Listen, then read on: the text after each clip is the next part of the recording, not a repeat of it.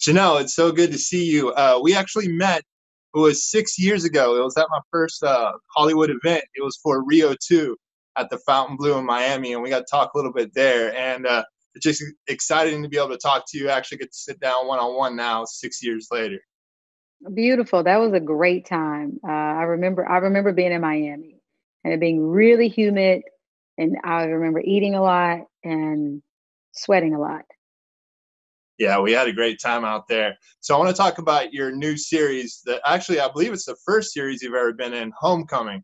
Putting this together for you, what really captured you in the script? What made you think this is a project that I want to be a part of? Well, I loved season one. Really loved season one, loved the podcast. And I said, if they were going to bring the things that I thought were cool and special about first season to season two, it's a yes for me. And they exceeded my expectations. The writers, Eli and Micah, and then talking to Kyle Patrick Alvarez, who is a wonderful, fantastic director and just human being about, the vision for the show. Cause I hadn't even seen the final episode. They didn't send me the episode 7 before I said yes.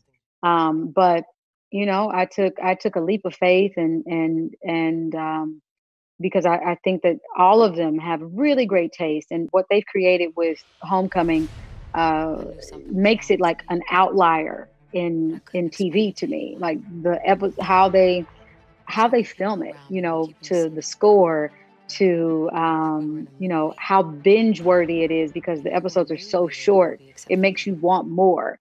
How they zoom in on the nuances and they zoom in on the details. And I just thought it was going to be a stretch too for me artistically to dive into what it meant to play an ex-vet who wakes up with no memory in the middle of a boat, and we have to watch as she uncovers her truth, and every time she thinks she's closer to the truth, she's getting closer to a lie. Yeah, and I just think it has a lot of beautiful things going for it. Absolutely. I enjoyed, not only is it like 30-minute episodes, so it's really easy to watch because you think you're just gonna watch an episode or two, and before you know it, you're 5 or 6 episodes in. Did you get to talk to any vets putting this together? What was some of the research that you did to prepare for this role? I watched a lot of YouTube, dealing with short-term, long-term memory loss, amnesia. I also watched a lot of films. I watched this film with Nicole Kidman where she wakes up every morning and doesn't know her identity. It's called Before I Go to Sleep.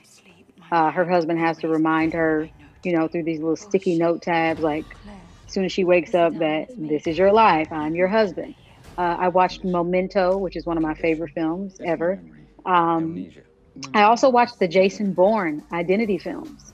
So it was really great to because it's some action in Homecoming as well. And so I was like, how are they responding?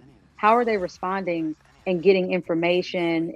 And one of the things that I noticed about all of them is that they had to be good listeners. You have to be a good listener when you're trying to get clues about who you are because you're weaving together things. You're trying to put puzzle pieces together. And the thing for me was going to be like how not to play her one note. I didn't want to play Jackie one note. I didn't want her to just be disoriented the whole series. It was like, okay, well, she also becomes defensive because people are like, you don't really know who you are. Are you kidding me? They're challenging her, and she feels like she has to protect herself. A lot of this season too because she doesn't actually trust anybody.